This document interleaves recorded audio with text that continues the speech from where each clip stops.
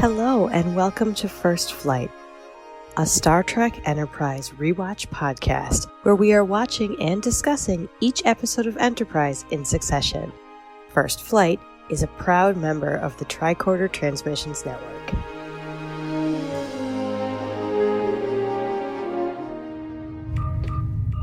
This is Commander Tucker of Enterprise. We've got some information you're going to want to hear. Welcome, Enterprise fans. I'm your co-host, Chris. And I'm your co-host, Abby. Tonight, we're discussing Horizon, the 20th episode of Season 2. Horizon was written by Andre Bormanis and directed by James A. Cantor. It aired on April 16th, 2003. But before we begin our discussion, of course, we always need to issue our read alert.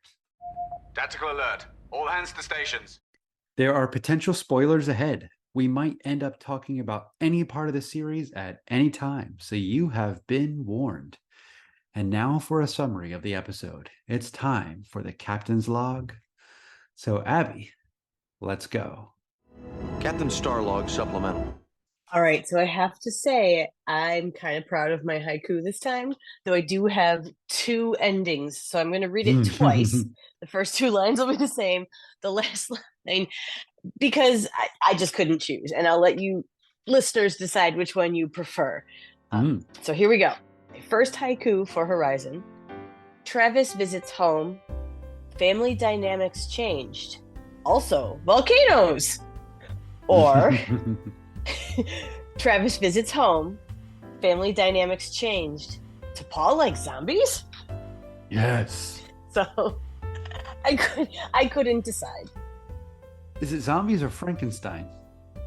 Well, it was Frankenstein, but they called them zombies, right? Did they? They were talking about zombie movies?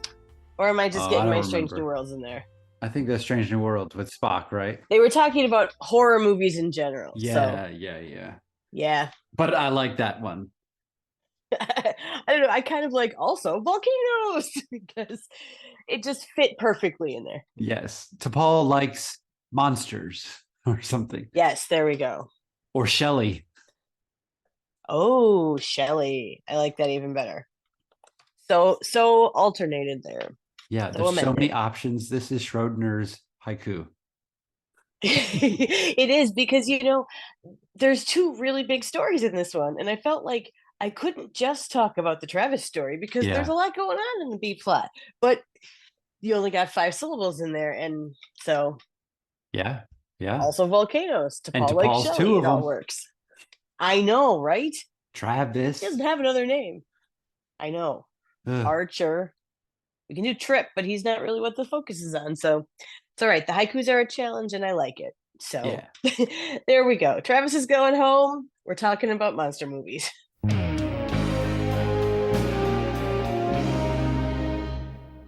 Well, let's go ahead and deploy our subspace amplifiers and start talking about this episode.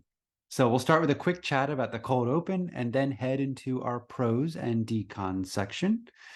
Each of us will share 3 of our favorite parts of the episode. And then if there are things that don't quite gel with us, we'll have a discussion on any of the decons from the episode. You might hear a dog bark in this discussion if somebody's Porthos Pick is mentioned, but we'll still discuss them later on. Okay, so let's get into the episode. And as always, we start with something near and dear to my heart, the cold open. Chris, what are your thoughts on how the episode starts? I love the anti-grav book nook. That's what I called it. That's fabulous. He's just chilling there reading a book. I'm like, that sounds amazing. That looks amazing.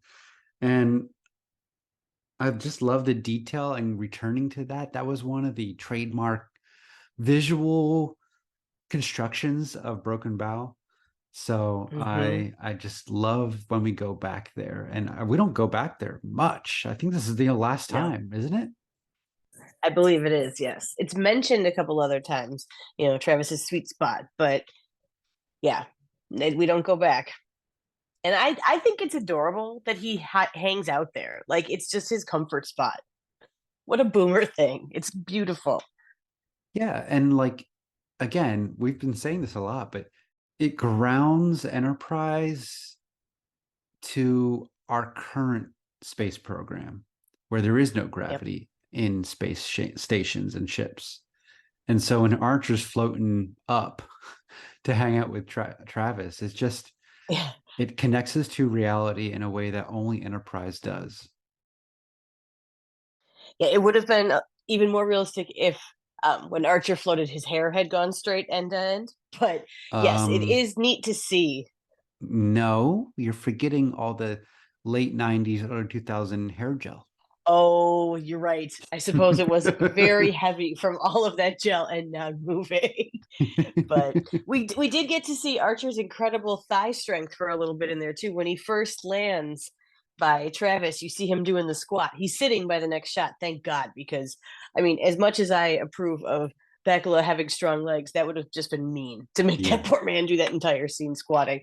But yeah, what a fun beginning. And it's such a nice touchstone for Travis. And it's fun to see him just like has his little water, he's got his book. Like you can just see him being him. And it's fun to see the crew when they're just relaxing. I do wonder why he's still in his uniform, but he does get called to the bridge right away. So you never know when you're gonna need to fly the ship, I guess. I mean, if Trip is gonna hang out in his quarters playing the harmonica in his uniform, True. Yep. That's what they're gonna do. And you mentioned the water. I love that it was one of those water packs that I think that's cool too. We would use in NASA today. So again, another touchstone, a physical reminder, physical link to today.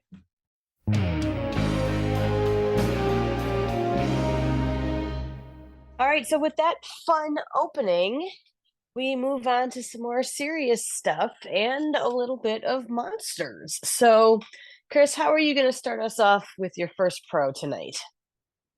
Well, I really love how this show emphasizes Travis's connection to his Enterprise family. I know he spends a lot of time with his real family, but through this episode, we get a real insight into what he thinks about his Enterprise family and how much they have impacted him.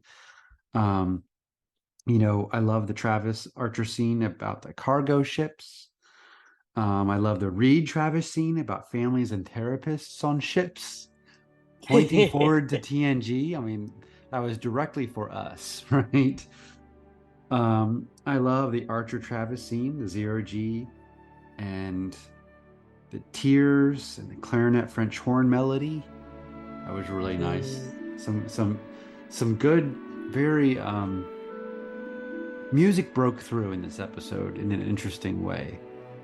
I have things to say, but I'll save that. And I also love that Trip gives photos to Travis to show his mom what his boy's been up to. So that's really sweet. And again, we've been talking a lot about Trip and Travis's friendship, and it's never big things, but it's these little moments woven throughout. And this was probably an easy scene to cut out, but I think was really essential for the character. The last one is Travis citing his experiences on Enterprise to advise his brother. Like he's constantly calling upon all these experiences. And it really shows how much he's been marked by this time on Enterprise. Yeah, you're completely right. And it's so nice to see specifically that Trip and Travis relationship. You were saying you forget how young Travis is in this, He's in his early to mid 20s ish. He's not very old. And when you think about being that young and being out there and at the forefront of everything, Trip's like a big brother. I mean, he's not that much more experienced out in space, but he's got more experience in life. He's got more experience with being in Starfleet and being in this type of command structure. And it's nice to see that big brother kind of passing him off, because then Travis is the big brother when he goes home. And those parallels are really interesting, and trying to I don't think Travis really has felt like a middle child before. He's always been, the golden older brother. And coming back and having had the experience on the other end and trying to impart that, it's really neat. And just seeing all the different ways. I like when Malcolm and Travis together too. Like these are real friendships. These are people who are hanging out and chatting and talking and not just doing what they do that's the big parts of the plot, but having lives. And that's what's the fun part, to see that Travis has really absorb that into part of his identity. You're completely right on that. And the Travis and Reed relationship isn't one that we get much. So it was cool that we got that little moment. Yeah, they do a lot of unspoken, both of them too. There's a lot of body language and facial gestures and like eye squints that they just play very well and naturally off each other. I know that the two actors had a great deal of fun with each other on the set, so I think that really comes through and makes. I think we see Malcolm being warmer and more genuine with Travis than we do with anyone else besides Trip. Like they've found common ground. They've been through stuff together, so they've got a trusting relationship that you don't see him with everyone else, and it's nice. Did they make the Vulcan snowman together? Yeah. Yes. Yeah. Yeah. Travis is 25 in Broken Bow. There we go. So he'd be 26, maybe 27, depending when his birthday is. He was born in this season. 2126.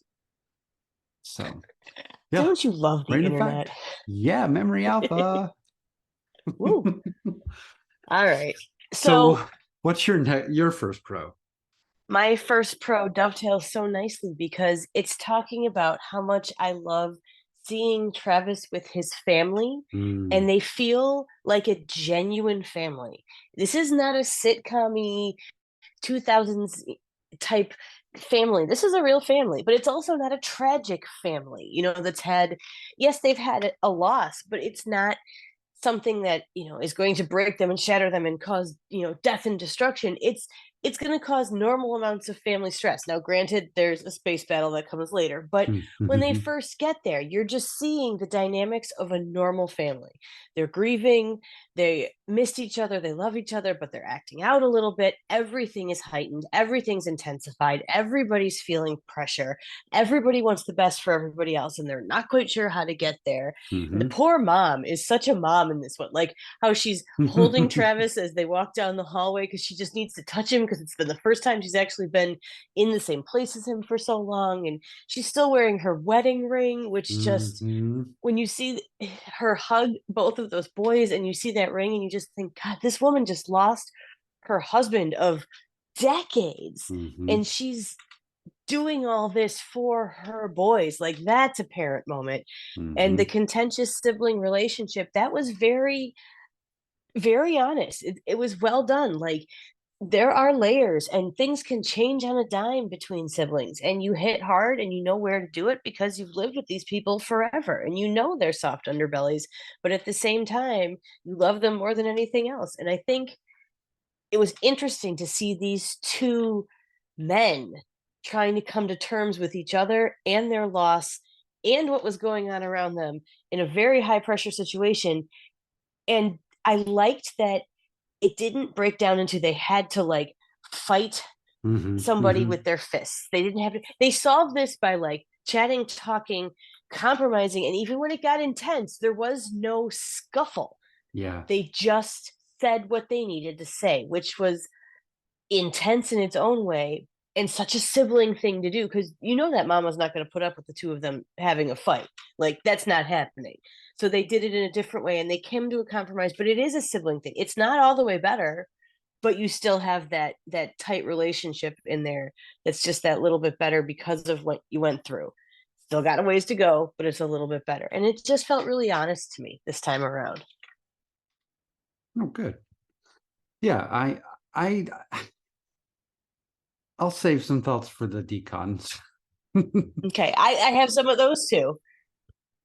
Yeah, I mean, I like you said, I like that there was no physical fight, that they were men, they could talk their way through it. And so I appreciate that. There were some egos going on and some fear about, if they're really worthy of succeeding the father and all that kind of stuff, and maybe some resentment about Travis leaving. So yeah, it was a good family dynamic, and I enjoyed seeing humans not in Starfleet on a Yeah. starship, right? Yep. It's we don't get that for an extended period of time. So that, more of that would be great. Yeah, it feels like Enterprise. This is a lived-in ship. This is a real thing. This is It really does feel like Enterprise. well, yes, but I mean, it feels like a home. There we go. How's that? It feels like this is a place that's been lived in. It feels real. It would have been great if Travis withdrew into the sweet spot on that ship. That would have been really That cool. would have been cool. Yeah. And It would that's have been where, even better if he had found his brother there, yes, yes, yes. or his brother had found him there. Yeah, that would have been perfect. Yep. They probably Yep. didn't have the money for that many people in harnesses. Yeah. Yeah. All right, so yeah, moving on from one family to another to your second pro. Well, it's still sticking with Travis's family, but specifically Okay. his parents, both the mom and the dad, Mm, because this episode reveals what he's learned and is still learning from his parents. yeah. And so I love that quote he whips out to his brother that we all believe Mm-hmm. it's from Archer, but no, it's from his dad. And it is. If you want to be an effective captain, you have to set your personal feelings aside, listen to what others have to say. When you were talking about the family, they're not, they're just like almost like working class, right? Mm-hmm. So this is one like a working classman's quote on how to get through the day and do the job well. And it's not a fancy Picard way of phrasing it, but it's so truthful. And I love that Travis, he absorbs. He's a sponge. Maybe that's why he doesn't talk much. He doesn't have a lot of lines. He's just listening to everyone and he soaks it in. And you really see that in this episode. He's learned so much from everyone around him. But this pick is about how he learns from his dad in that quote, and then he learns from his mom when she gives him that pep talk at the end. And that scene was Yes. just really powerful. That was, to me, the truest family scene on the horizon. I think that actress was one of probably the best actor of the family members on the horizon. So I really enjoyed all Travis's interactions with his parents now and recalling an interaction from his past. Agreed. And I said how much I felt like mom was really a mom in this. And Yeah. that scene, oh, it and when she goes, well, now you know what it's like to be a parent. Like it's just somebody who wrote this had a really good mom, or somebody who had a hand in Yeah. writing this had a really good mom, because she does really good mom stuff. And when you Hmm. see, like, she's already planting some of the seeds that need to be planted way back in the beginning, and you don't even realize it till later. And I would love to have seen a scene with just her and the brother maybe talking about Travis, like Yes. her and Paul having this moment. Not that he even has to overhear, just her saying something where you realize she knows what's going on, Yeah. and she knows that they have to figure it out, but she's pushing them in a peaceful or a positive or a hopeful direction. I think that this would have been an episode that would have benefited from being either, we said this last time, two parts, where it could have almost been Travis goes back and then, oh my goodness, they're getting attacked and there's a beacon stuck to them, and part two next week, more in Mm-hmm. full and all that. Or Mm-hmm. it needed to be on streaming and have like 7 more really dense minutes of like family stuff to really flesh it all the way out. But that mom, you're right, she's fantastic. The actress really sells it. Physically, she seems like someone who has worked hard her whole life, but is Yes. carrying herself with the presence of somebody who's in charge. And I think a lot to myself, she did not take the captaincy. Her Mm-hmm. son did. She will be Mm-hmm. taking orders from her son. There's a reason for this. She's Mm-hmm. okay with this. Everybody understands that this is natural. She might be the matriarch of the family of the ship, but it's okay that she's not the captain. And that says a Mhm. lot too. That, and she's got the most rockin' headbands. As someone who wears a ton of headbands to keep her hair off her face, could not let her pass without commenting on that awesome headband. Well, she Both of them. she leads with strength and dignity, but Yes. it's quiet. And she's growing leaders from within, even when they're not quite Which ready, is so wise. right? Yeah. Exactly. She is in command of that starship, just not formally. And, I don't know if I want a full scene of her talking with the brother. She's such a presence that she could just look at him a certain way. And then he kind of That's true. cowers and looks, his eyes avert, like, and you got the whole message right there, that actress does a really good job. And that's all it would take, I think. Yeah. Either way, they could either make it much, much longer or very, very quick and subtle. Either way would do really well. Absolutely. All right. Your next pro. Okay, so let's leave the horizon for a moment and jump to the B plot. Okay. Because I have to say, I enjoyed watching the Enterprise crew off duty hanging out almost Yes. as much as I enjoyed the other plot. Like the beginnings of some of the playful teasing between T'Pol and Trip that we see. Because before Hmm. this, it has been more Barb, but this is Yes. definitely teasing. And it has Yes. changed, and that's a very subtle difference. But my favorite part of this whole subplot is when they're talking about how there's not going to be much to do. And T'Pol goes, well, you'll have plenty of time to practice your harmonica. And the look on Trip's face, he gives her this like, and she just barely rolls her eyes as she looks away from him. Like it is the most subtle Vulcan eye roll ever. It makes me laugh every single time. And it's just they would never have done that before. And knowing where this is going in the next season, I mean, we're in the very back third of season 2.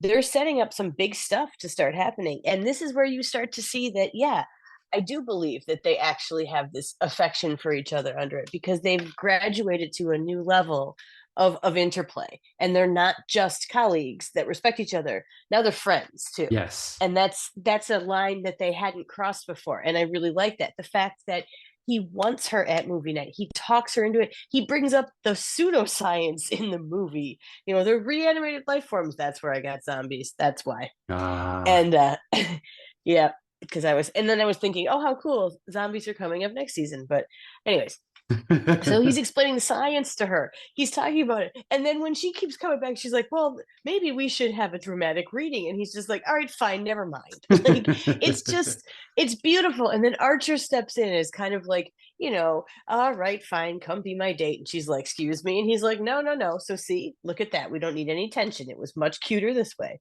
And I just Mhm. think it's fun. And I think then she ends up in the end shushing Fluff, eating the popcorn with her hands Yes. and enjoying it, talking about it from a completely different perspective than any human ever would have had. And just to watch them have that last discussion about the plot and the protagonist and the story, it was just fun. This is Enterprise character building and doing fun all at the same time and bringing in a classic work of literature too. So I really enjoy this subplot. Do I think it fits perfectly with the A plot? Not necessarily, but on its own it's a fabulous subplot.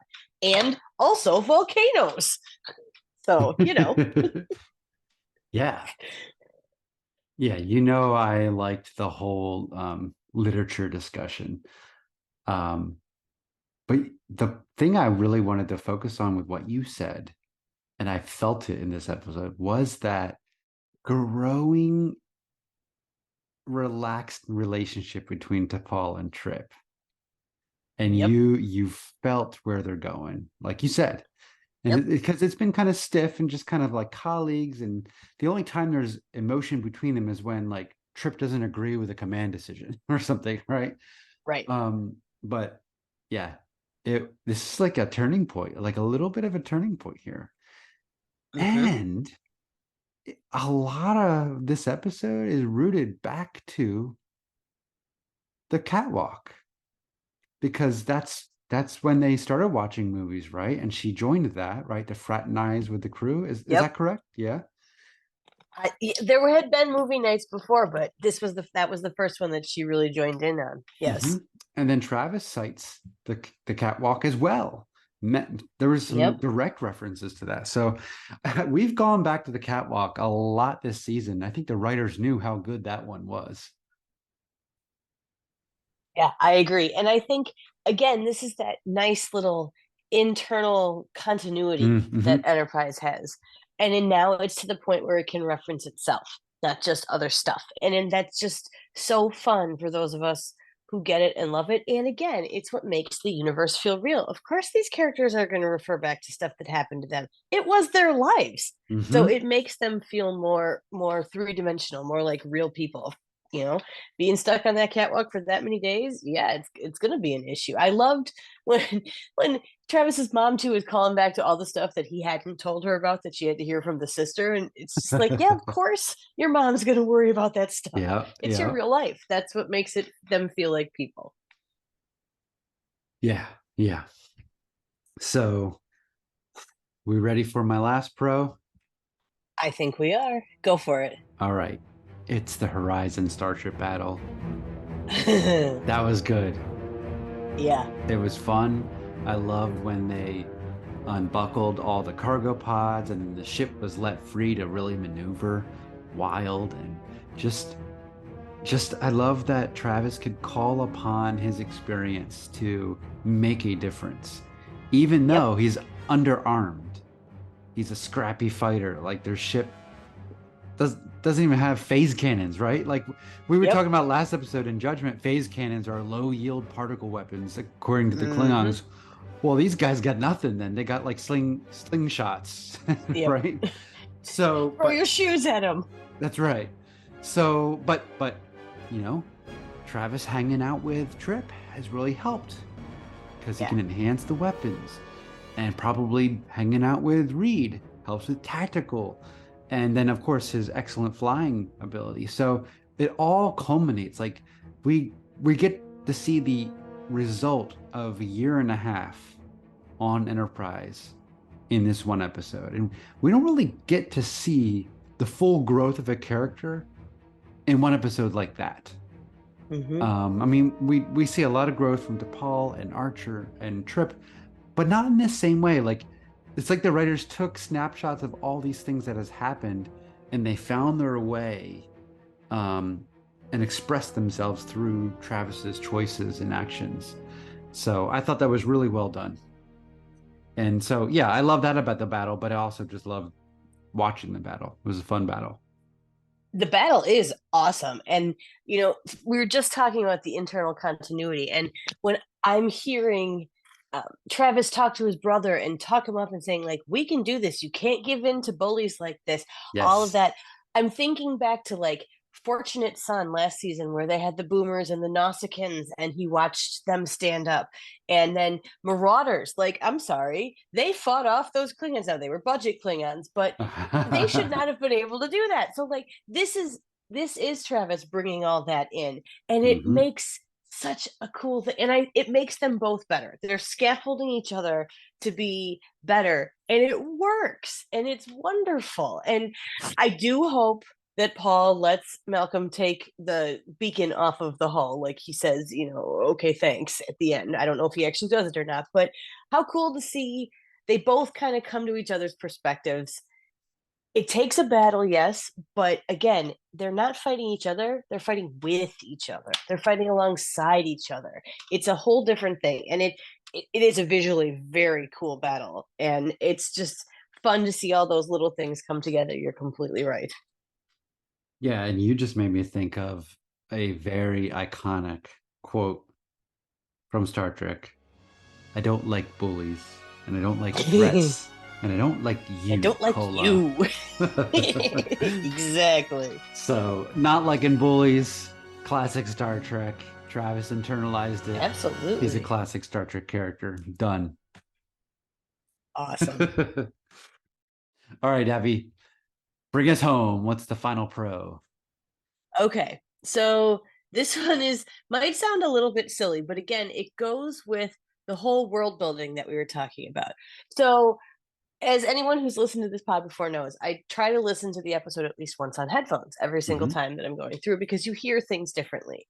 Can I tell you how amazing all the background vocals on the horizon are during this? Like, you can hear actual conversations. Yes. And it makes it feel like an actual ship that's busy, that has cargo. Like, when they first meet up, when Travis and Paul first meet up, and he's like, yeah, the problem is, like, what are we going to do? Where are we going to store it? Like, we've got too much going on. And that scene in particular, like, if you start at about 14 and a half minutes, you can hear conversations, especially on the headphones, going back and forth between your ears. And one guy going, yeah, looks good.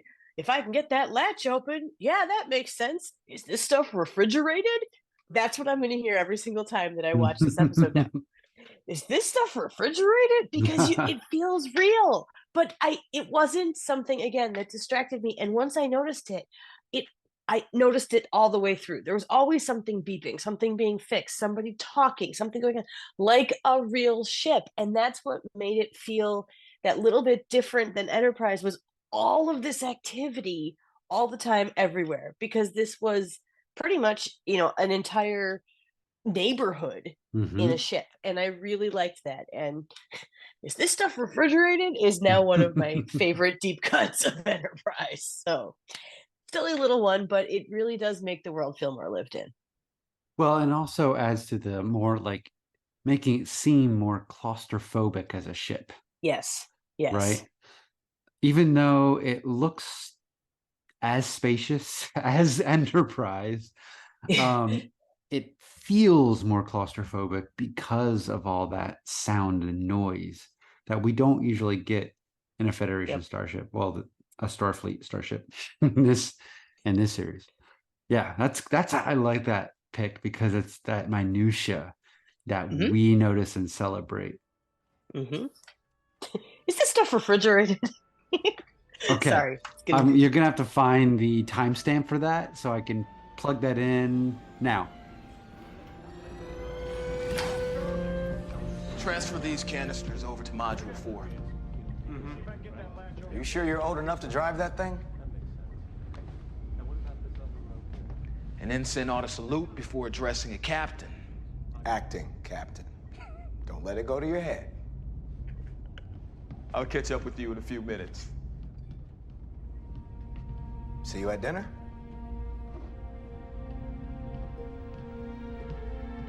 Travis, you might want to change into something a little less conspicuous.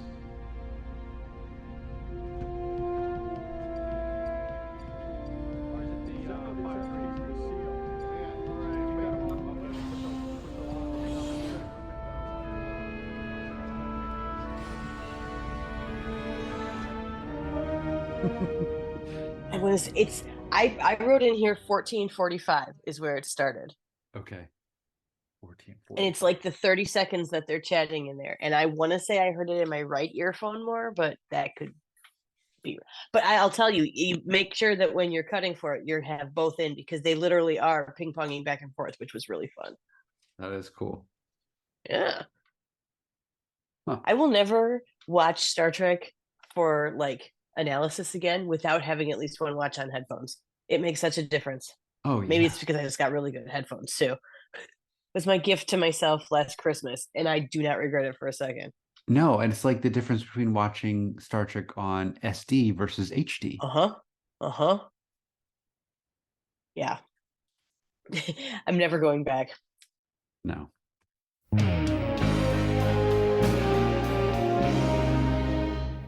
Well, let's move on to the decons. The parts of the episodes that didn't just yell with us.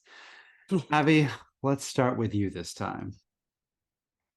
Okay, so I would start with a couple silly things, and as usual, and then move on to the others. So, first of all, I would really like to know the story of how Archer was almost a boomer. Again, 2 episodes in a row. We don't know how he got captured by the Klingons last episode in Judgment. We don't know the story about how he almost became a boomer. I would really like to know these things. So somebody out there, please give me that information. Fanfic, whatever it was supposed to be in the script. I let me just go to breakfast with Archer one day and hear. Yes. So, because it's like a tease. We don't get to go to that breakfast later on. Dang. I also was kind of aggravated that the blonde ponytail friend that comes to visit Travis, she does not even get a name. Like he never says her Yeah. name, doesn't get a name. I literally have in my notes friend went looking for her name. She doesn't have a name. Like, and it just that that felt very clunky to me. Like she felt clunky. Is Yep. coming in to tattle on her brother felt Yep. clunky. Like, and they didn't talk enough about like, okay, so they've been friends since they've been jumping on beds. Great. Like, ask about her family. Ask about her pet. Ask about Mhm. what's her job. Like, we don't Yep. know any of this. It didn't feel like anything besides moving the plot forward, and that's fine. Like, we can have things that just move the plot forward, but Also, insert attractive blonde female #1. right, Right? exactly. Like, not even a name. So that's kind of a bummer. And okay, so here comes my sort of nebulous one. I said how much I felt like this family relationship really was honest, and I do. Do I wish there was more? Yes, and I've said that in there. Like I wish it was either two parts, or it had like 7 more meaty minutes, or we got to see some of the rest of the family. I wish there had been maybe a flashback to the Mm. dad. I don't know. I wanted there to be more. Like I really found that what I had there was good. I at first this one always bugged me because I felt like the brother was not that great at emoting. But Yes. the older I get, the more I realize that that is what somebody who feels really deeply but feels like they can't show any emotion kind of is like in real life. Because I've run into people like that. So Mm. watching it now, I'm like, oh, I think he's trying to play it as this guy who's simmering under the surface and also completely unsure of himself but pretending and acting like he's got it all, and he's letting this thing with his brother be what he's going to put his energy into because he doesn't want to deal with the rest of it right now, or he can't deal with the rest of it right now, or he can't process the fact that he's wearing the captain's jacket because his dad died, and like he didn't Mhm. get any support from his brother for the first 6 weeks of it because he didn't even know. And like then of course here comes the golden brother showing up. This felt more real to me this time, and yet I still want more. Mm. Like I wanted like one more bite, one more seasoning, one more scene, one more something to really make this feel like, yeah, it hit. And I can't even say exactly. It's just this nebulous, it was almost there kind of thing. And maybe it's because my other kind of decon here is I don't feel like the A and B plots connect. Like they just don't. Mhm. They're Mhm. both good. They feel funny together, kind of like Silent Enemy when you had the whole pineapple birthday cake for Malcolm. Like both really good character driven stories. And that yes, we're talking a little bit about family in both of them and found family and real family and all that, but I don't feel like they connected enough for this to feel cohesive. And maybe that's why I keep wanting like one more bite, one more scene, one more something to tie it more together. But that's really hard to explain. So I hope that came through. No, I had a similar experience. The acting didn't quite gel for me in this episode. Um, Everything's kind of flat. Besides the mom, I feel like her performance as well. But even unnamed blonde friend was, I felt like it was an actor reading lines. Yeah. That's what I felt a lot of on everything on the horizon. Felt like actors reading lines.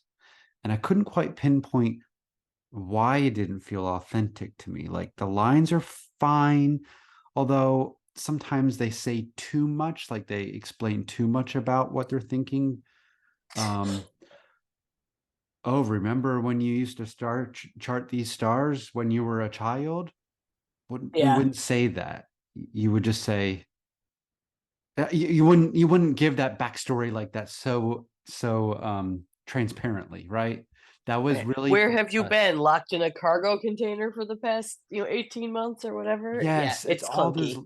It's clunky, and the actors didn't quite sell it because an amazing actor can make a line work. Patrick Stewart has done it, right? Yes. Oh, Um, yes. Avery Brooks has done it Oh, yes. like no one else could. And Anthony Montgomery, I don't think he's the best. His range isn't very wide and deep. He's likable, he's charismatic. I'm so glad he's part of the Star Trek family, but I think that's why we didn't get a ton of Travis. And so having an episode centered on him entirely, he's like he's just a good guy. Like there's not much to him, and we didn't get a lot from this either. We got like information, but I didn't feel a lot from his performance or any of the performances really in the episode. And I can't explain why either. Some of it goes to the music, so I'll go to that. The music, I mean, it was the opposite of wallpaper music that Star Trek usually has in this time period.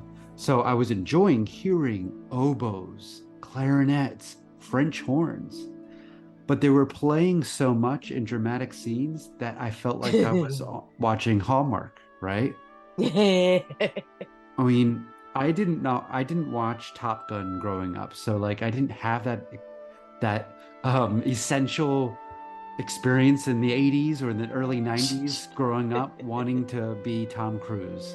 So I had saw it when I was an adult, and I didn't quite enjoy it because every second was filled. That's the best I can do to explain it for me. I didn't dislike it. There was a lot good about it. Just didn't connect. Yeah, and I think we're kind of saying the same thing. I felt like what was there was better than what I remembered, maybe, but it still wasn't enough. Like I wanted there to be more, or I wish we had gone back to the horizon at some point. And tragically, with 4 seasons, it didn't happen. Yes. I would have really liked to have gone back and seen Paul come into his own. Even like once a season, it's our Boomer episode, or have him come visit Travis on his vacation and see his life and see that parallel. I think that would have been really cool. And I think maybe they would have done more of that if they had had more seasons, because I think it feels like we're seeing the middle of this story almost, and we don't ever get an ending. And I don't mind the middle of a story, and I don't mind almost feeling unsatisfied if later on you get the rest of it. And I guess knowing that we're not going to, maybe that's part of what makes this feel so unfinished to me, is that I know this is all we're going to get. Well, man, just imagine season 5 and the Horizon getting caught up in the Romulan War. Right? And that's how they get back in, and the brother has to make the ultimate sacrifice or something. Yeah. And to go back to Anthony Montgomery, he pulled out some tears. That was good. That was good. And it wasn't over his the top. eyes all welled up like that. You just want to hug him. It was good.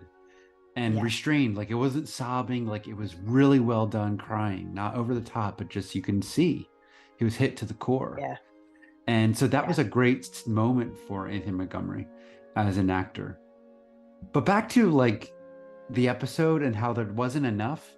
Honestly, we could have just never gone back to Enterprise until the very end and not had the whole B plot with movie night. That could have been put into any episode because, like you said, it had no connection to this episode.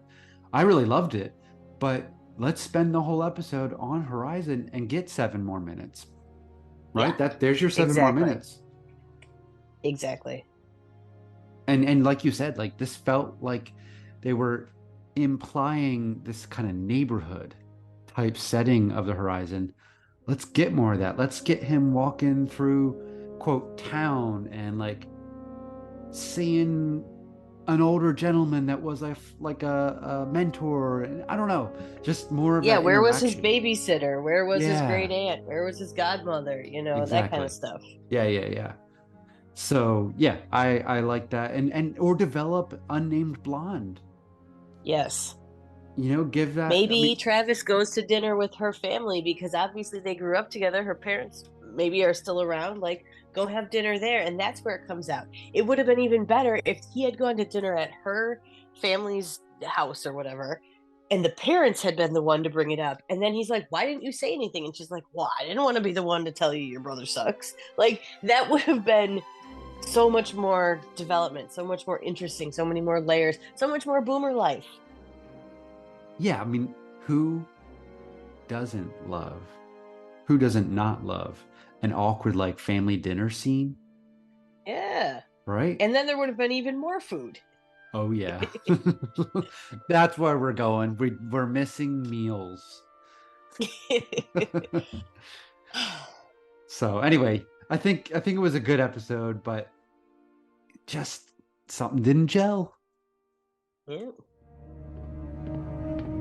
Mind if we take a look?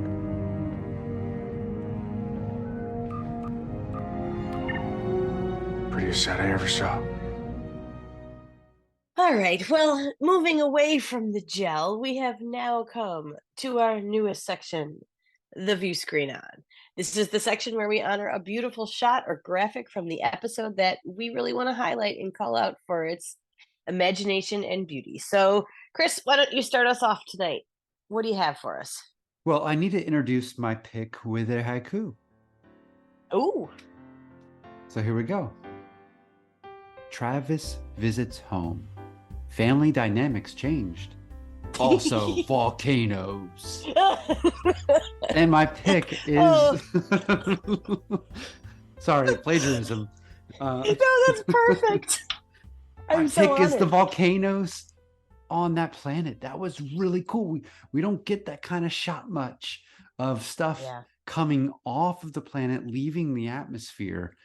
That was so unnecessary, but so cool. Again, like harkening back to a core, phrase in the Star Trek monologue, "Strange New Worlds," and this is one of them. Yeah. Oh, I'm so glad you picked because that was such a cool shot. And it was almost my view screen on. And yeah, how cool. And Hoshi calls them out to see it. And like you can Mm-hmm. start to see the volcanoes over Trip's shoulder. Like, yeah, Mm-hmm. it is so cool. I bet somebody had a lot of fun doing that shot, that visual effect. Like, yeah, blow stuff up, go. Yeah. So what was yours? All right. So that was my honorable mention. But me, the person who's not so into starships, every single time I watched this one, I could not look away from the Enterprise when it undocks from the horizon and pulls away, and you get the back shot of both of them. Yeah. First of all, the Horizon is a really long, skinny ship, and so it's Yes. really cool to see. You know how big Enterprise is, but to see it pull away from the horizon and realize that it's that big of a ship, Yes. and it's just you don't usually get that view. You're usually seeing it from the front. And I Mhm. really appreciated seeing it from kind of that diagonal backwards angle. And it was just a pretty ship shot. And those don't usually get me. So the fact that this one, every single time I was like, yeah, that's a cool shot.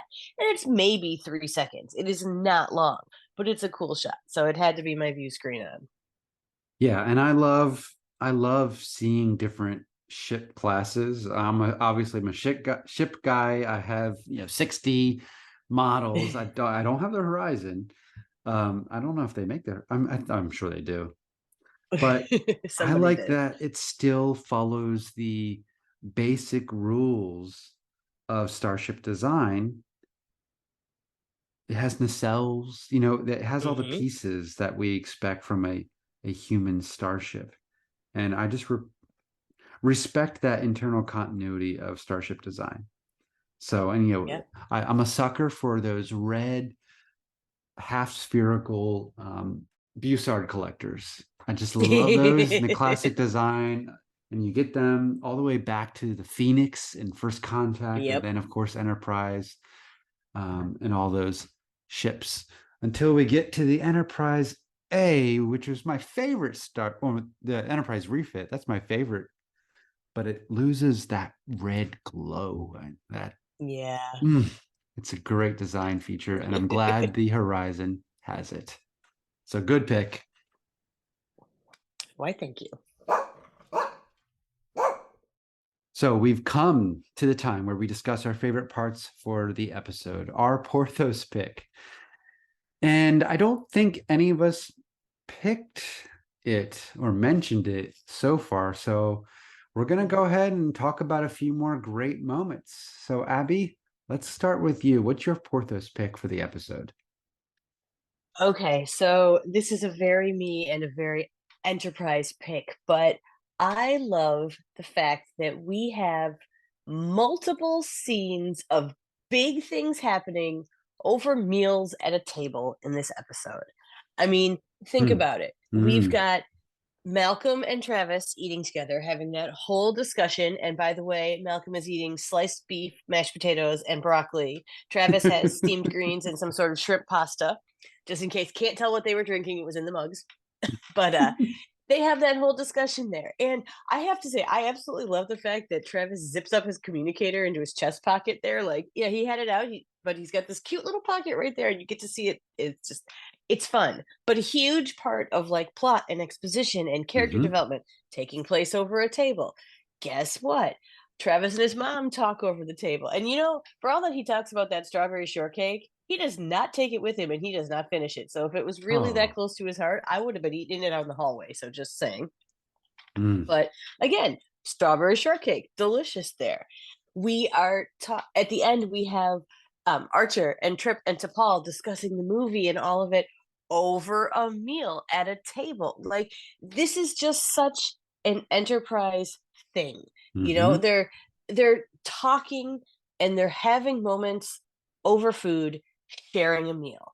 And usually we get it once, maybe twice in an episode, but to have three big moments that are, you know, the food is not important, but it is, because that's where this is happening. That's where these moments are occurring, and that's where you're having these character moments is over food, and nothing could be more Enterprise than that. So I had to call it out as my Porthos pick.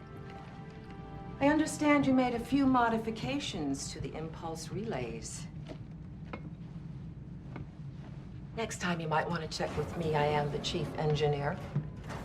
I knew how Paul would react, and I didn't want to drag you into it. I've played referee between you and your brother for a long time. Never thought I'd actually miss these. Nutripacks? Not just any Nutripack. Strawberry shortcake. The first time I tasted real shortcake was in San Francisco. It just wasn't the same. I think they've ruined your taste buds. I wouldn't mind eating like this again. I'm thinking about asking for an extended leave. I'm sure Captain Archer would approve, considering. How long would you stay? As long as I'm needed. But you're needed on your ship. I'm not the only helm officer. Even if your captain agrees, it could be a long time before Enterprise is back this way again. There's a lot for me to do here. I can help upgrade the guidance and warp systems. With a little luck, we could make Horizon the fastest J-class in the fleet. You're going to give up your career, move back home, and take orders from your brother. My career's the last thing on my mind right now. Oh, congratulations.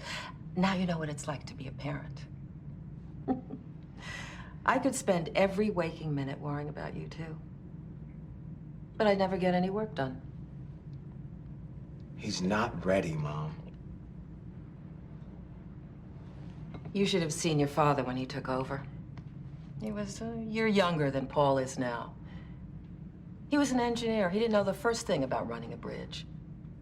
We fell so far behind schedule, he almost lost his ECA license. He wanted to quit. I wouldn't let him.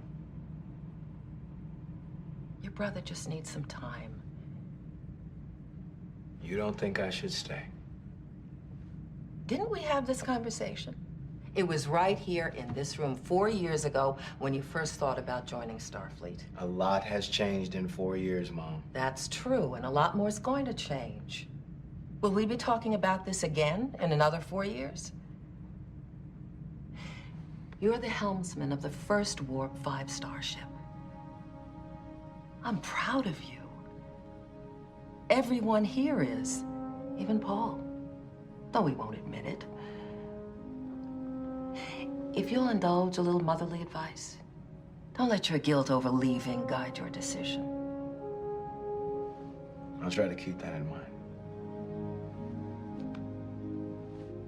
Good night. Well, it's classic literature. I mean, communion and community Yep. happened around the table or around eating, and it's often an intimate act. So we get some intimate details coming out in all those kind of scenes. And obviously that's a trademark of Enterprise that we just love so much. Absolutely. I couldn't not feature it today. Worthy of a Porthos pick. We have a bit of crossover with our Porthos pick. Mine zeroes in on one of those table scenes where, I mean, you have to know it's where T'Pol's expressing her reading of Frankenstein, and that she wants all Vulcans to read it when they're assigned to Earth so they can understand humans. It's gonna wonderful. Give it to Yes. And I got to read her analysis because like it was blowing my mind. And yeah, she's not wrong. I've actually never read Frankenstein. It's one of those classic ones still on my list. So it's good. Yeah, and I'm kind of saving it. But epistolary fiction is not my favorite kind. I don't know. I don't get drawn into it, but I'm going to do it someday. But I love how she says, from my perspective, this was the story of an individual persecuted by humans because he was different. That's one way of looking at it. In many ways, the film seemed quite prophetic. The reaction of the villagers, for example, it was similar to the reception Vulcans received after landing on Earth. I don't recall anyone greeting the Vulcan ambassador with torches and pitchforks. Nevertheless, many humans reacted with fear and anger. They didn't know what to expect. I'm going to recommend that Ambassador Saval watch the film. You're kidding. I believe it would help Vulcans who've recently arrived on Earth. Maybe inviting her to movie night wasn't such a great idea. On the contrary, I'm looking forward to Bride of Frankenstein. Bridge to Captain Archer. Go ahead. You might want to look out the window, sir. How many iconic Star Trek characters feel like an outsider among humans? They are the central character through which we analyze the human condition. Spock, Data, the Doctor, 7 of 9, Odo, right? Yeah, the list goes on. Yeah, this is such an important thing in Star Trek. Also, how many characters in Star Trek have daddy issues, like Frankenstein's monster? True. And true. There's our thin connection with the A plot, like both sons and living in the shadow of their father and what he thought and how he led. But it's a very thin connection. It doesn't quite work, but that's the only connection I could find. So yeah, I just loved that connection to literature, of course, and it grounds Enterprise again in the classic tradition of exploring the human condition through character and plot. And I love it. That's how stories endure over hundreds of years. If it does nothing but explore what the normal human experience, all the other fanciful stuff doesn't really matter. It's that truth that lets things last forever. Sorry, my TED Talk is over. The bell's about to ring. It was beautiful. It was beautiful. And I always like this this scene because it feels like, again, T'Pol's not wrong. And Mhm, Archer and Trip are just flabbergasted by this completely different perspective. But again, it doesn't get mean, it doesn't get nasty, it doesn't get adversarial. It gets curious, it gets mhm, questioning, but mhm. then they're like, oh, well, all right. And it's just one more step in this trio's relationship and their understanding and eye-opening on both ends. And it's just nice. It feels good. It feels like hanging out with Mhm. friends. And I like that they're all open-minded enough to do this with each other at this point. I mean, T'Pol would never have at the beginning of Enterprise. And now this is just normal, and I like that. It feels good. So what a perfect Porthos pick. Look, I would just watch the three of them discussing, like having um the command book club where they're just discussing Yeah. literature because I used to teach AP English, and one time we brought two classes together, and one of the schools I worked at was kind of just naturally segregated, and we were, as a Mm. faculty, working so hard to try and bridge the gaps of this school that just naturally happened. And so me and another teacher brought our different classes together, and it was the different sides of the school. We would meet and have dinner after school and talk about our books. Oh, And cool. it was that communion. And one African American boy, he read Frankenstein, and he was tearing up talking about how it moved him so much because he saw himself in the monster existing in a Oh. fatherless kind of way, right? And he saw his a large portion of like people in his life just in a fatherless situation. And I'll never think about that story in the same way that, yeah, I mean, that the monster's rejected by his father. And that's, Yeah. it makes me think about all the father problems on Star Trek too. So Yeah. I do need to read that book, but I love how literature can connect all these different aspects in our lives and become meaningful in the same way that Star Trek does. Stories endure. Good stories endure. That's right. Accessing library computer data. Here on First Flight, we love trivia and behind the scenes tidbits. So we pick a few to share about each episode. And I'm going to start tonight because I have a fun one here. I guessed that the friend's name was Nora because in this it calls her Nora. But during Travis's conversation with her in his quarters, you can see a copy of Chicago Gangs on the bookshelf in the Oh. background. And this is an homage meant to reference the TOS episode, A Piece of the Action, in which a book with a similar title, Chicago Mobs of the 20s, was left on a planet by crew members of the USS Horizon. So that's fun, Oh, that's a lower deck style deep isn't cut it? there, right? Yeah. Yeah. Yeah. That's a really fun one. So I had to bring that one up. And we're gonna call her Nora, even though nobody says Nora in the episode. Good job, Nora. You got a name. All right, Hooray. Chris, what do you have for us? Exactly. What do you got for us? Yeah, I have two little ones, and of course, this is gonna be a surprise to no one. But I love that the tables in the Horizons mess hall were originally used for Voyager's mess hall. Yeah, Great that's cool. detail. Yes. And then the other one in this episode, dated January 10th, 2153, it is revealed that in the 18 months since its launch, Enterprise has traveled 150 light years and visited 22 inhabited planets.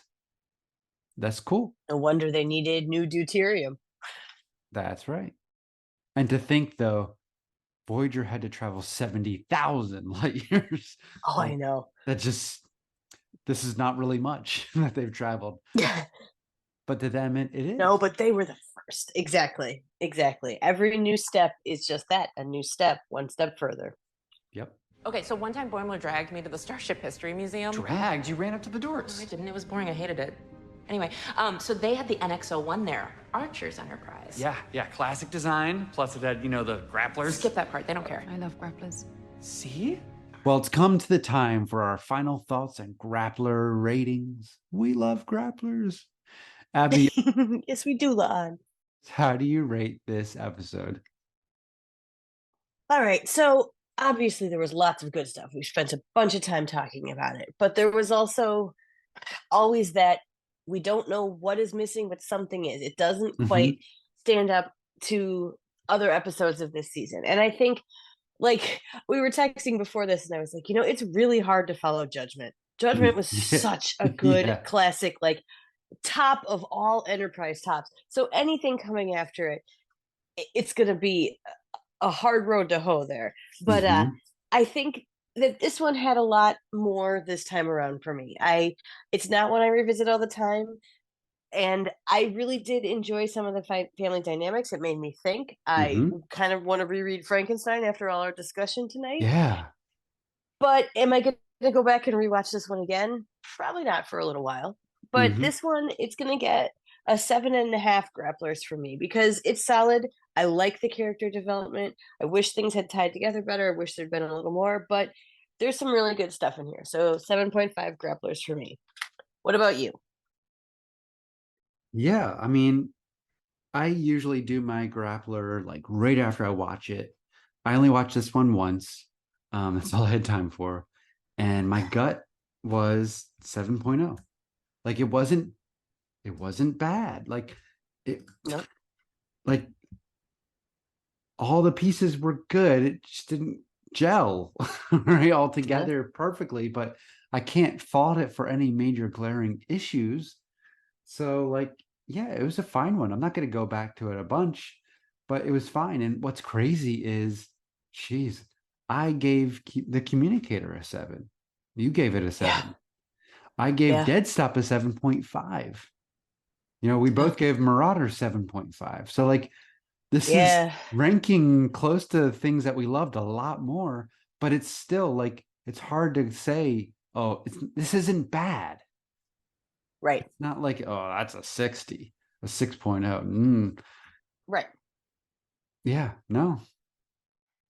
Maybe it's just because we're so happy to get more Travis that it just boosts it that little bit because we're so hungry for more Travis that any little bit feels that much more delicious, right? Well, and there was something new and novel about being on a boomer ship and all that kind of stuff. So, yeah, I mean, there's something different there. The fun little B plot on the Enterprise was good. Like, there was a lot of good character stuff going on. And then the starship fight, like, all maybe similar to like season 2 of Picard. All the pieces are good, but doesn't quite come together in the most satisfying product in the end. And that's okay. Yep. Okay. They can't all be stellar, and that's all right.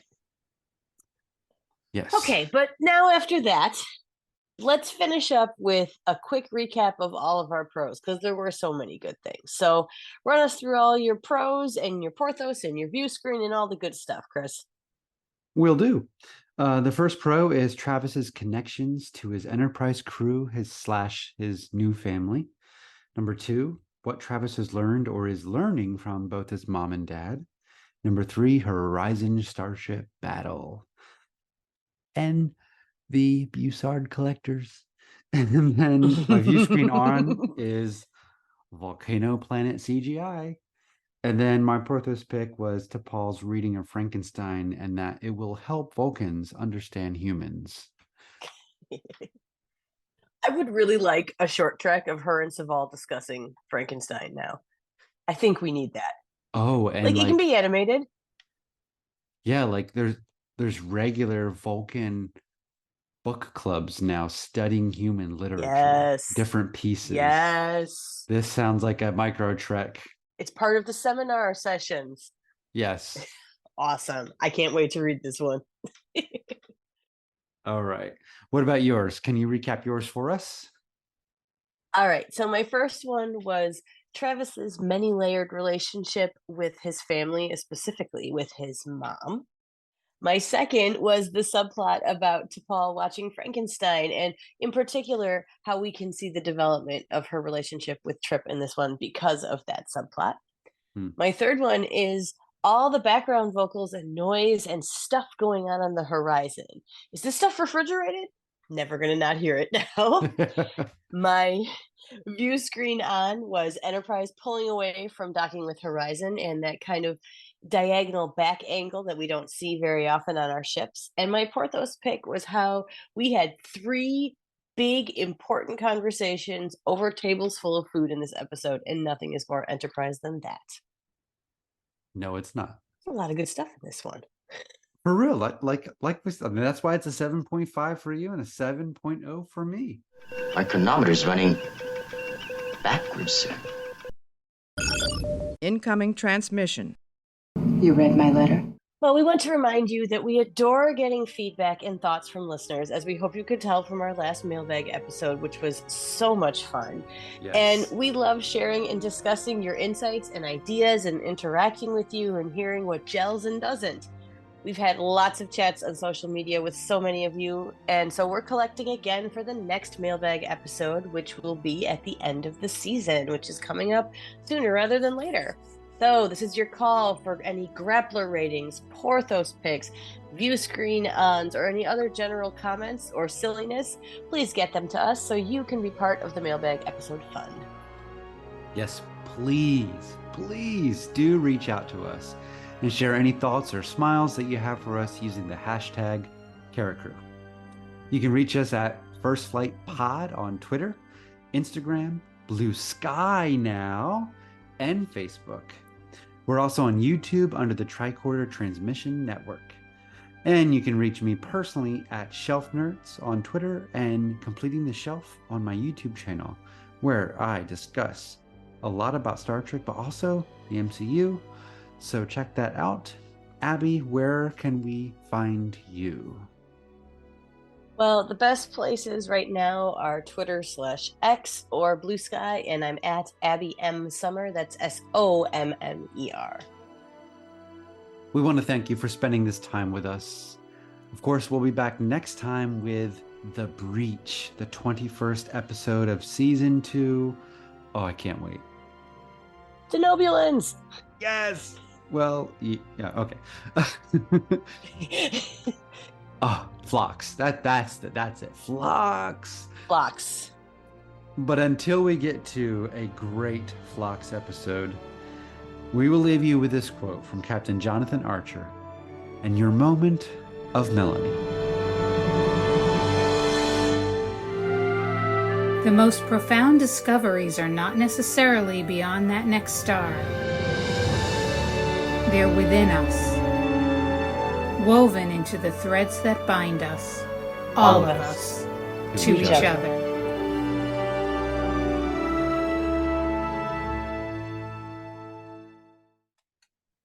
We did it.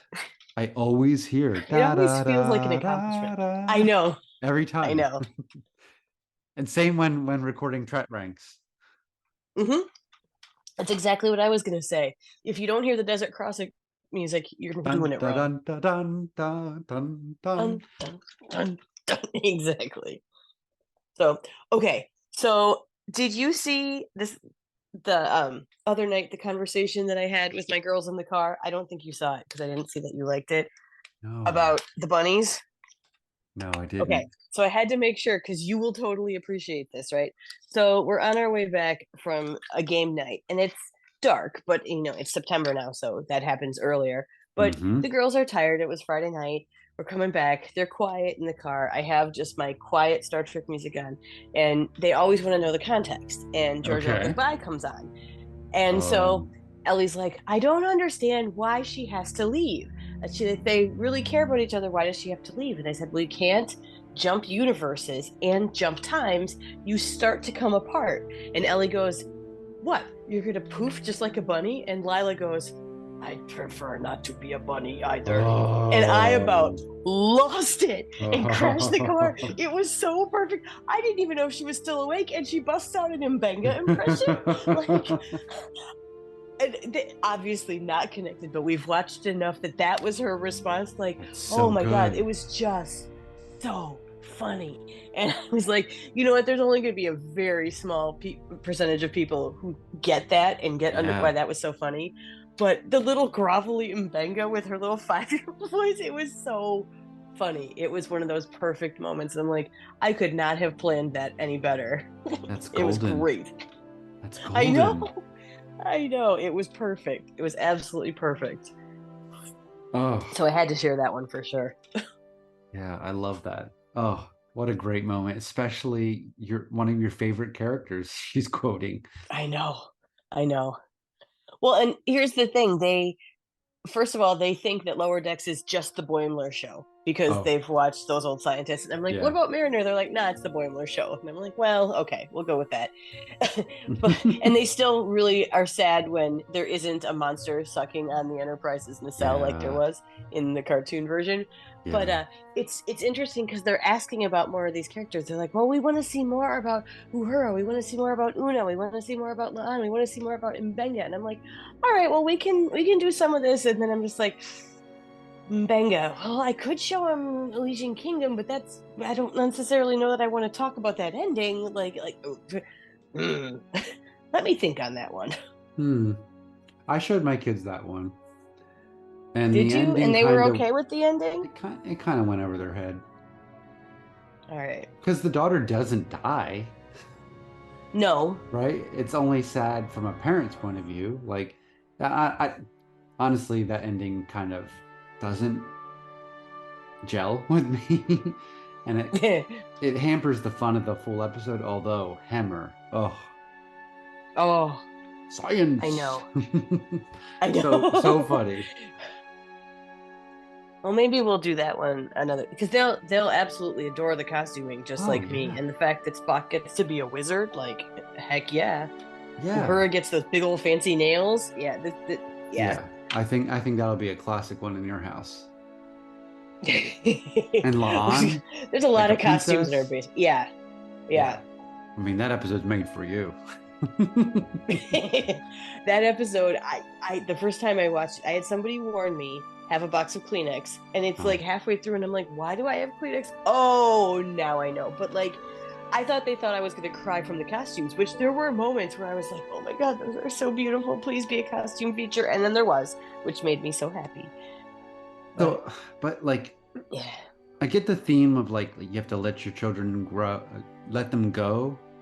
Like, was that the theme of the story? But like, it just didn't land for me. Like, I'm not satisfied at all with that ending, and so that's one of the weaker episodes for me. Even though it's fun, the ending doesn't land for me, and I might just be missing something, probably because I know a lot of people love that one. I really like that one, and you know what gets me is like, how did he know to trust Deborah the Nebula? Like, maybe he's had more experiences, more trusting, or like if you're that desperate. I have never been at a point where it was either my kid dies or I trust something or someone else like that. Like, thank goodness I've never been in that position. I could only imagine. Well, it's like, I guess I just we were set up in the beginning of the season for him to, discover a medical breakthrough, right? And we got a little hint of that on the planet that kills kids. And lift us up. Yeah. But then I can see I can see the seeds of an arc where he has to give up trusting in science and trust and use faith and trust in this alien life form Nebula to heal her. But I didn't see that arc. It just happened. You know what I mean? Like, so I don't know. Something just didn't gel. And but I love watching all the actors. Maybe it's the middle of the story. Oh my god. Yeah. Anson Mount in that episode could not have been having more fun. Like him and Melissa Navia. Yes. You just know that there are hours of the two of them on the floor just cracking each other up so hard they can't even talk. Oh, absolutely. Yeah, that's so much fun. And it's classic. It's classic. The ships being transformed, like such a classic episode of Star Trek. Stop touching masks. Okay, I'm sorry. Your Masaka is waking from the last episode. Every flippin' time I snort laugh. Like it was so perfect and so unexpected that I'm so glad you left that in. And all of my like absolute dying of laughter afterwards. Honestly, like this isn't bragging, but I cracked myself up when I listened back to that back. I was like, wow, because it's not so going there funny. at all. There's something happens. Like No. I spend all this time editing these. Like obviously, I said the things, but once it's edited all together, there's some kind of removal in my brain that it's like I can listen to it and it's not even me, and I forget half the Yeah, things that I feel that say. sometimes too. I know. Well, and we do them late, so sometimes Yes. yeah, I'm like, real wow, I was more clever than I thought I was. Listen to me sounding eloquent at 10 o'clock at night. Yeah, like I don't know if I'm gonna keep in the whole thing about the student and his connection to Frankenstein, because I don't want to imply that all African American kids are fatherless. Well, Like, right. right, but I know. but the majority of the ones at this school are like that's their experience. And Right. that's the experience that I had. And that kid, like, he wound up finding a connection to literature in a way that it changed him academically. Like he's like, oh, this classic literature is written for me. Even though That's like so none of the cool. characters are black, like it doesn't, they're human. And I'm human. Yeah, exactly. Yeah. And he went to go on and cite this in his speech, graduation speech. And you know, all what a great thing. Yeah, and that's what this episode, I guess that's how I emotionally connected with the episode. No, that's cool. And you know what? It's neat to hear all of the other little personal connections and how Star Trek makes you think of other things. And like, who would expect Frankenstein to be something that I want to pull up off my shelf and read again now? Like, we should not now, like maybe over. I was gonna say for Halloween, but that's like now, Yeah. or soonish now.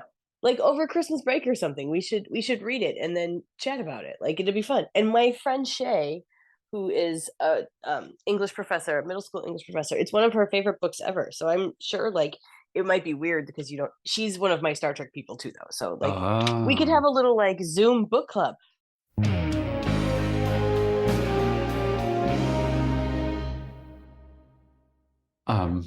I'm recording because I just finished the Vulcan Hello. Oh. And my kids came out of bed and they're like, we want to watch with you. I'm like, all right, get up here. I got 10 minutes left before I go podcast, snuggle up. And yeah, I'm like, these Klingons don't rap. Yeah, exactly. And they don't go in mud baths, which is also a question I get a lot because we've watched that one a couple times. Oh, the higher the higher the fewer. Yeah. It does end arguments. You cannot argue with that. Yeah. Did you watch any Discovery for the anniversary?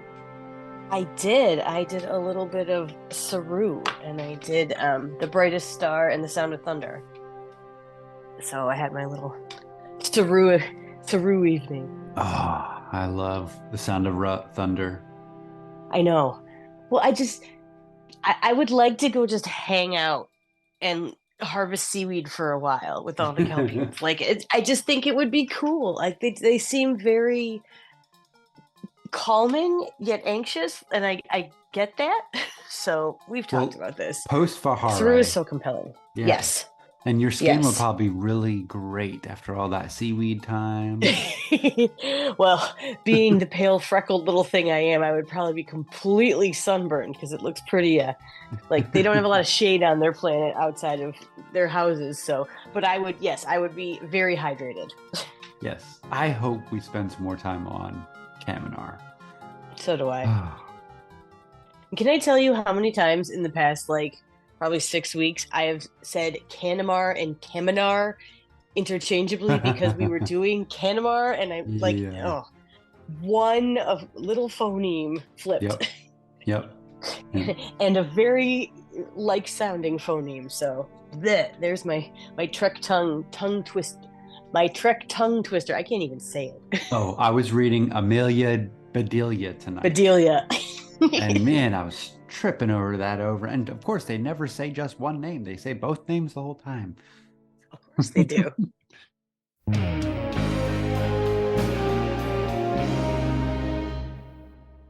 I remember downloading music from First Contact off the internet, and I'll never forget I found the themes to Scorpion, right? Mm-hmm. And even now when I listen to the soundtrack, I still hear Chakotay speaking over the music because someone just like ripped it off of the episode. Of course. You heard the captain? That's funny. I think is what he says. Dun dun dun dun dun dun dun dun dun.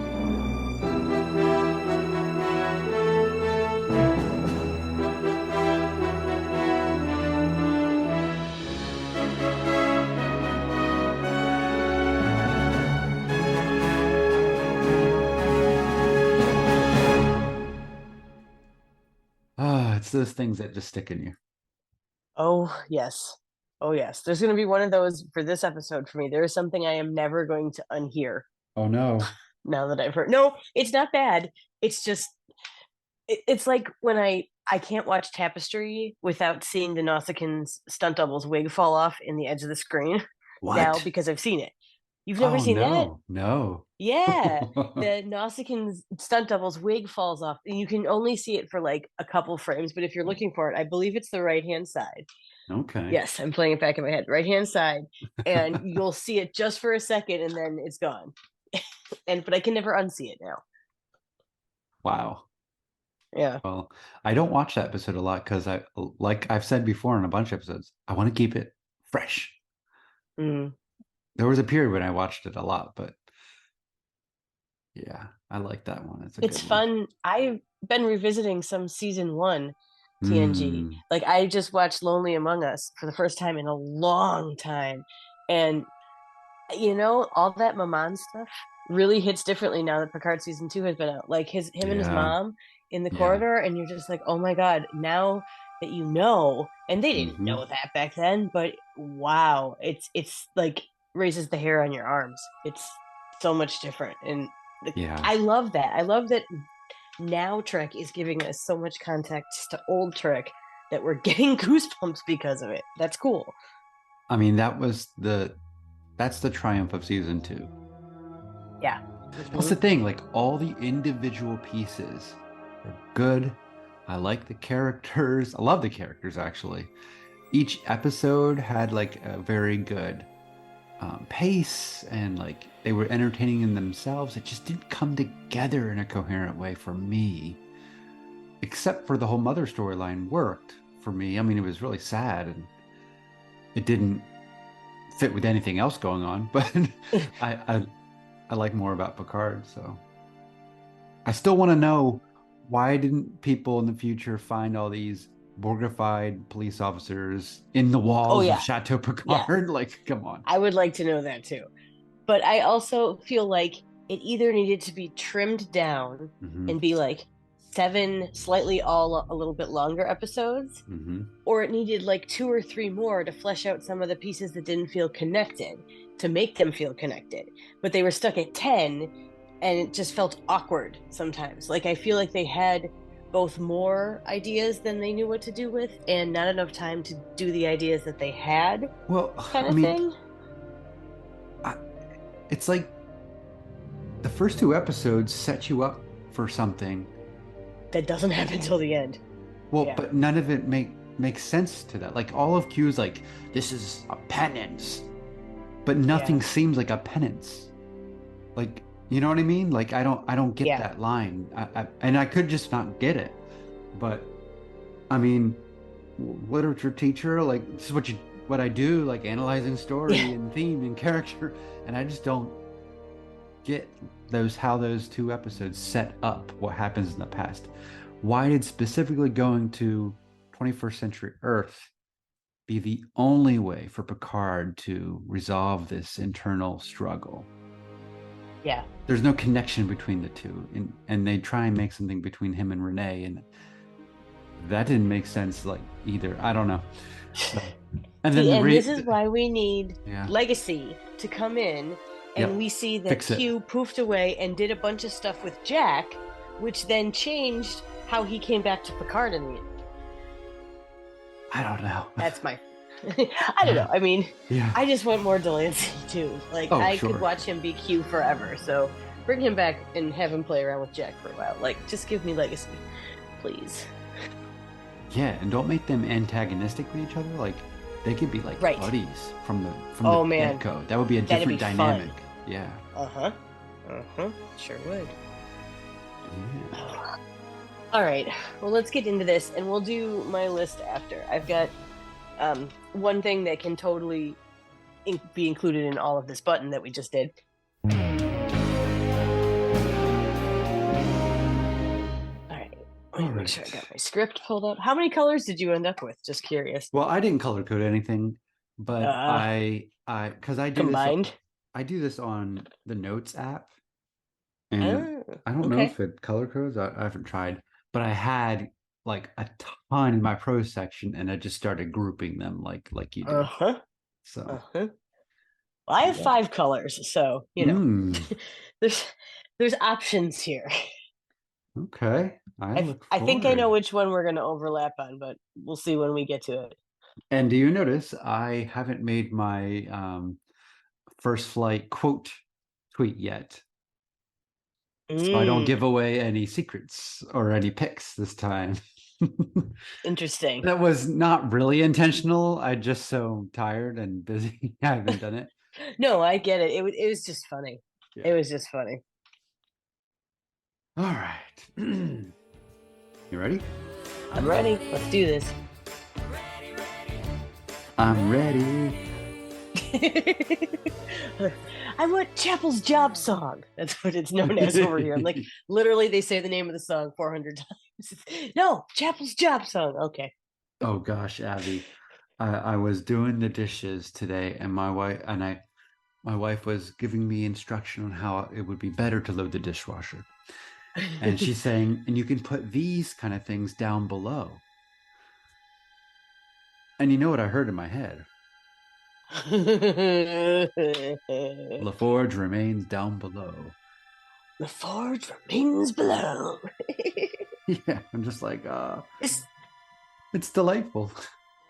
This is why you have friends in different parts of your life and important people in different parts of your life, because you speak different languages. That's right. Code switched into your Star Trek mode. Yeah, always there, really. Remains below. Okay. All right. That whole season is so good. That's season 3. I mean, yeah. Right? That's my favorite season of Star Trek. Oh. What's yours? I couldn't make that choice. I don't know. You can't choose? I could. I think it depends on different times of my life. It's definitely changed as I've aged, and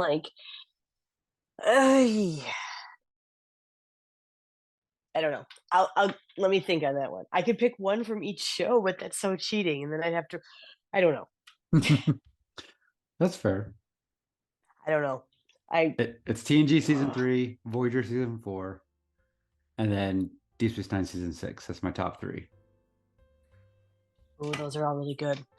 Yeah. See, I need some modern in there though.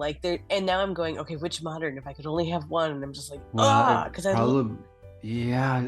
up until Strange New World season 2, my number 4 was probably Discovery number 4, season 4. See, that I really like Discovery 4, but you can't take Prodigy 1 out. Yeah. I know. See? Yeah.